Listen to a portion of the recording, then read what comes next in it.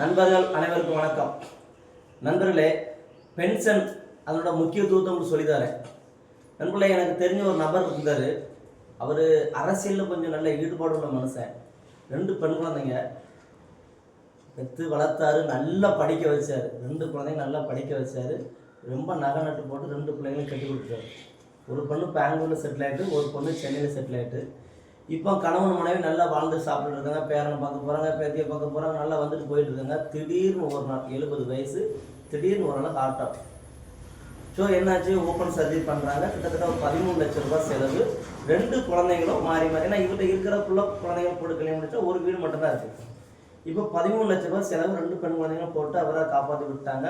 இப்போ அதுக்கப்புறம் கொஞ்சம் நார்மலாக சுகர் காரியங்கள் இருக்குது, சுகர் ட்ரீட்மெண்ட் காரியங்கள் ஓடிட்டு இருக்குது. அதுக்கு ஒரு 5 லட்சம் 6 லட்சம் பேர் டயபிட்டிஸ்லாம் பண்ணி பாட்டி வீட்டில் உட்காந்துட்டு இருக்காரு. இப்போது செல்வாக வாழ்ந்தவர் இப்போ ஒரு மொபைல் ரீசார்ஜ் பண்ணதுக்கோ, வெளியில் வந்தால் போனால் கை செலவு ஒரு 100 ரூபா பாக்கெட் மணி இல்லாமல் ரொம்ப கஷ்டப்படுறாரு. நான் இந்த பிளானை பற்றி பென்ஷன் பிளானை சொல்கிறேன். என் வீடியோ பார்த்துட்டு என் கூப்பிட்டு சொல்கிறாரு, நீங்கள் ஒரு 5 வருஷத்துக்கு முன்னாடி இந்த மாதிரி வீடியோ போடுறத நான் பார்த்து எனக்கும் பென்ஷனுக்கு எடுத்து வச்சுருப்பேன். இப்போ எனக்கு எந்த ஒரு பென்ஷனுமே இல்லை, நான் வெளியில் நல்லா இருந்துட்டேன். ஆனால் இப்போ எனக்கு செலவுக்கு காசுலாம் ரொம்ப கஷ்டப்படுறேன். ஸோ பென்ஷனுங்கிற ஒரு விஷயம் தெரியாமல் போச்சுது எனக்கு.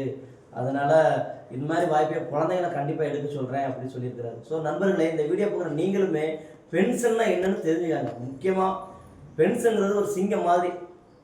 கூண்டில் இருக்கிறதும் சிங்கம் தான், சர்க்கஸ் கூண்டில் இருக்கிறதும் சிங்கம் தான், காட்டில் இருக்கிறதும் சிங்கம் தான். காட்டில் இருக்கிற சிங்கம் தனக்கு தேவையான இறையத்தை எப்பெல்லாம் தேடி எடுத்துக்கிறோம். மற்ற மிருகங்கள் போட்ட எச்சி இறைகளை சாப்பிடாது.